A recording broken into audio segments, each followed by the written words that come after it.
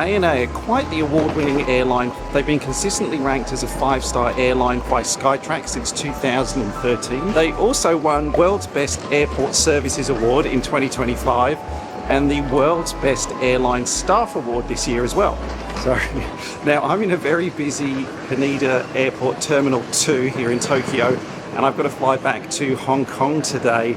And so I'm flying with ANA in business class today, so I can show you what it's like in business class, what it's like here in Terminal 2. Also, apparently they have a massive lounge inside Terminal 2 as well. And yeah, just what the whole ANA experience is like when you're flying from here in Tokyo, city I love very much, back to Hong Kong. Check-in with ANA, exactly what you would expect. Incredibly efficient, very, very friendly. Everybody's really polite. There's plenty of people to help you. There's basically no queue. Everybody's very orderly, and things just work. Things just work here, which I love so much. The other thing which is really nice is, you know, when you normally go to a check-in desk and you drop your bags off, everything's very there's lots of walls and barriers and you can't see through anything. Here, when you're checking in, you're actually looking through the check-in counters and just looking at the planes, looking out basically towards Tokyo, which you won't be able to see, but that's behind me over there. It's very light, it's very spacious, it's really nice here. A very pleasant place to start the journey. All right, we're gonna go through security, which obviously I can't film, and then let's go and have a look at the lounge.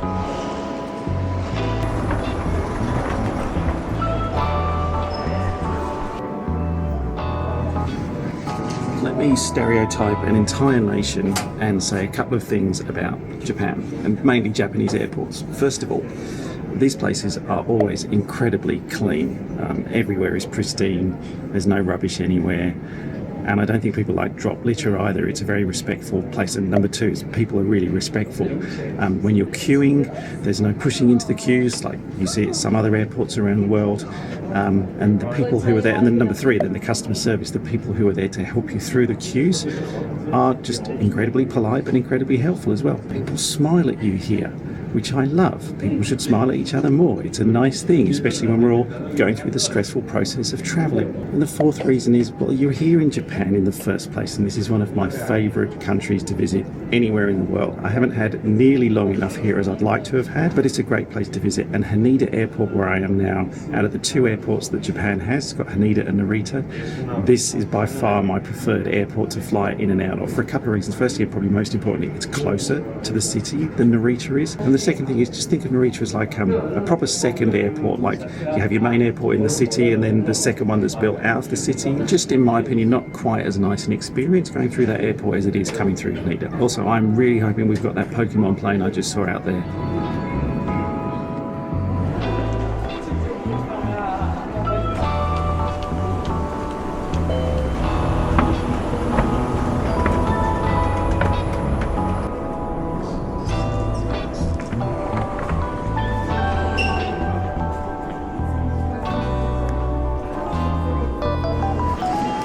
So this is possibly one of the largest lounges I've ever been into. There's so much space here, and the really nice thing about this place is not just the excellent food that I'm just about to enjoy, but there are lots of these individual seating areas, like single seats. And I think sometimes lounges don't cater very well for single travellers. Very good for like couples and lounges and seating areas and big families, but for solo travellers sometimes you get a bit missed out. And I also feel like if you've got a bag, when you're travelling on your own, sometimes you don't want to leave your bag like at your seat, go and get some food, come back again, especially in a busy lounge. But here, because you're in this sort of more private little booth of your own, I probably wouldn't feel as bad leaving this here and just popping down there for a minute or two and then coming back. It's very spacious, it's got its own light and charging ports. And the other very cool thing is you can order from this booth as well, so I don't even need to get up because you can scan the QR code and order food and they'll bring it directly to you. I think we should try that.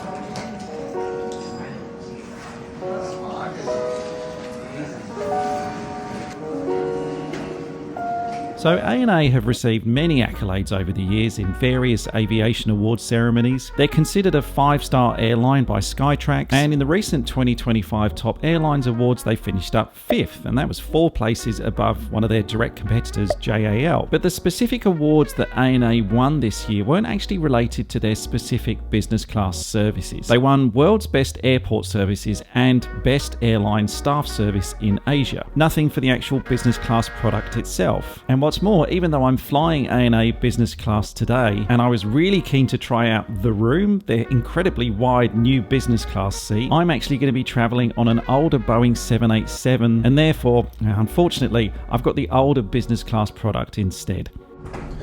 Arigato gozaimasu is the only phrase that I know in Japanese, so I try and use it as much as I can.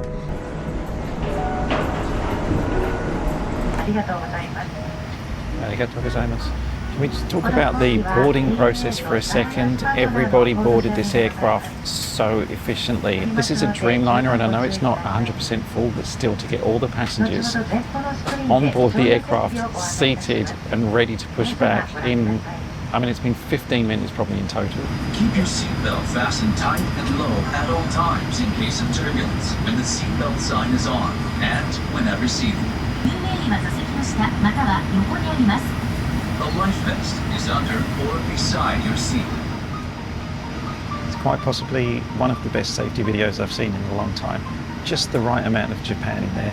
After the final door was closed and the air bridge started rolling away, we were then shown the safety video. And look, I do quite like, I'll be honest, how airlines try and outdo each other when it comes to safety videos. I think Qantas have always produced really good ones over the years. British Airways tend to use a lot of British celebrities in there. And flying on a Japanese airline, I mean, this safety video, I wasn't disappointed in any way. I mean, if there's one person you can trust to tell you about how to inflate your life jacket, it's Pikachu, right? And then possibly one of my favourite things in the entire experience of commercial aviation, when you're flying on a Japanese airline out of an airport in Japan.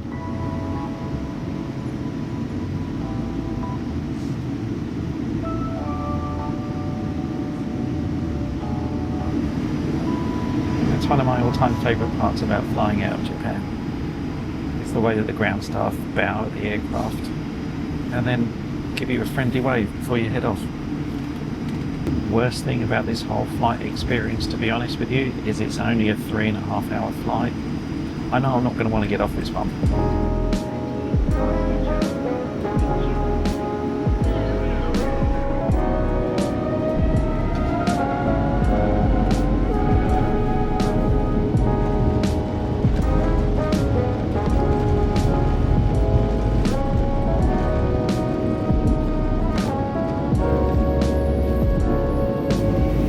Bye Tokyo. Whilst I try and bring you all the information on this channel so you know exactly what's happening in the world of aviation, and I come across as an absolute expert in this field, sometimes I get stumped with things. I can't work out why I'm on board an ANA aircraft out of Haneda, Tokyo, as you know, we've just taken off from, and yet the crew are JAL. I booked it through ANA, but it is co-chair with JAL. I'm just not sure why we're using the ANA equipment with JAL staff on board. If any of you know why ANA are doing that with JAL out of Haneda at the moment, drop a comment down below. Let everybody, in particular me, but let everybody know why that's happening. Even though I've ordered my normal special meal on this flight, let me show you what you could get if you were ordering just off the menu. You basically get a choice between, you can go for the Japanese cuisine, which looks excellent to be honest, just looking at that picture, and I really hope I can get some of that miso soup with my meal. Or the international cuisine, which we're in June at the moment, so that'll be a sea bass next month. Hamburger you can get, and a decent wine list, and sake as well. I'm not going to have that, it's 10 o'clock in the morning. Beer could work though. Can I have a beer, please? Thank you. Oh, Asahi. Thank you. Thank you.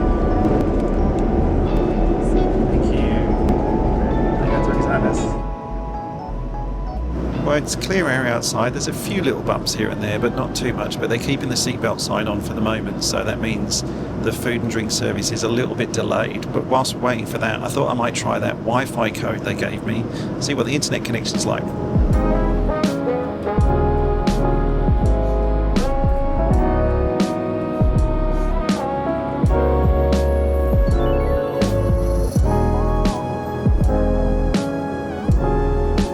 Okay, so no internet. I can see what's on the telly actually.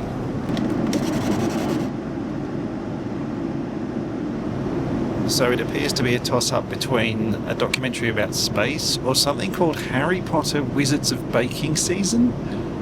Oh no, Wizards of Baking Season 1, Episode 1. The wizarding world of magic and the magic of yeast combined. I'm in.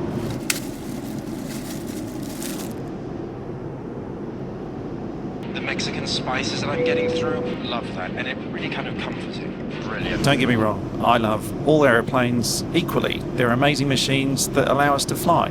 We can travel around the world on them. Aeroplanes are awesome, but some aeroplanes, like the Boeing 787 Dreamliner, which introduced windows that can be dimmed by the cabin crew and not by the passengers, suck. Like not the Dreamliner itself, that doesn't suck, but the automatic dimming of the windows, which I as a passenger cannot override, that sucks. It's a day flight. I'm not going to go to sleep. I want to look out the window. I want to film out the window.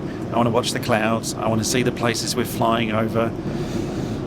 But I can't. So with my normal in-flight entertainment, which is looking out the window and watching the world go by, with that gone, all I can say is, thank God for Harry Potter and the Wizards of Baking. Because that's my entertainment for the rest of the flight now. Just had another great opportunity to bust out another one of my arigato gozaimasu.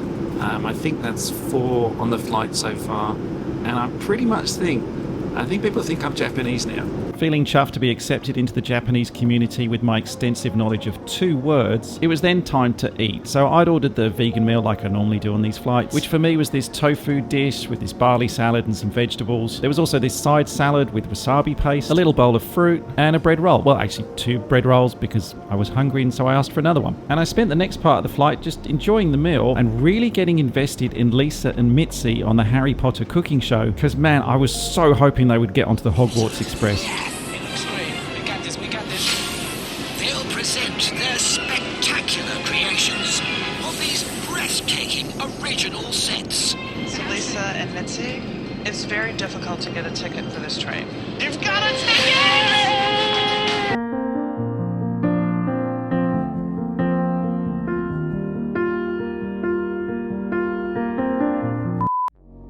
After the emotional roller coaster of who exactly would get onto the Hogwarts Express, I was pleasantly surprised to learn something about the windows on this particular Boeing 787. Now, often on the Dreamliner, the windows, especially on longer flights during the daytime, are automatically dimmed by the staff and then are locked in that dimmed position so you can't actually override them. But here on ANA, on this flight at least, all the windows were set to dim, but then I could still adjust it myself manually. So because it was a day flight and I didn't actually want to go to sleep, and to be honest, because I just enjoy looking out the windows on these sorts of flights, it was good to know that ANA do let you override that as a passenger. The captain has informed us that we will be passing through an area of turbulence. So a few things have happened since the last sequence that you would have just seen in this video. First of all, and probably worst of all, was that I fell asleep. And the reason why that's worse is because I actually missed the ending of that episode of Harry Potter and the Wizard of Baking, or whatever it was called. And I don't know if Hamu and Raphael are going to get through and get onto the Hogwarts Express and get through to round 2. The second thing that happened then was actually they did a really good thing. You would have heard the announcement they just made saying that there is turbulence in Hong Kong. And what they've done is they've actually prepped the cabin well before we actually commence our descent, which is really good because it gives people a chance to use the bathroom. Now, it's not a particularly long flight, but what I don't like sometimes is when you are on a flight and you start your descent and people are milling around and you think, oh, maybe we've got time to go to the loo before we descend, and then the seatbelt sign goes on and then you're not allowed to get up for the rest of the flight. That can be quite uncomfortable for people, so giving people a bit of a heads up, they gave us like a 15-20 minute warning. I just think that's really polite and just really good customer service. ANA have actually received the World's Best Airport Services Award 12 times in the past, and the Best Airline Staff Service in Asia Award 10 times, and I can totally understand why. For the Airport Services Award, the check-in process at Haneda Airport was seamless. Staff helped me with where to go, everybody was really friendly, my bag was through and checked in within minutes, and the security screening process, which can be quite a point of frustration at some airports, was dead simple. The huge ANA lounge at Haneda Airport as well was a great place to relax before the flight, and it's sometimes underappreciated how important that whole airport experience is to your enjoyment of the flight as a whole. Thank you for flying with ANA and our Star Alliance partner. We look forward to seeing you again. And for the Best Airline Staff Service in Asia award, well, as I mentioned, the staff on the ground in the airport were brilliant. And off camera, I actually had a few really nice chats with the cabin crew who were looking after me on this flight today. I felt well looked after. Everybody was really friendly on board. Again, it just made the whole experience a lot more enjoyable. So I think those 2 awards are richly deserved for ANA, and it's no surprise to me that they continuously feature in the top airline awards every year as well. I also, on landing, got this really good view of the new Terminal 2 currently being built here at Hong Kong International Airport. This one will open in a couple of years' time. The flight crew then applied all the reverse thrust that I think this 787 actually had.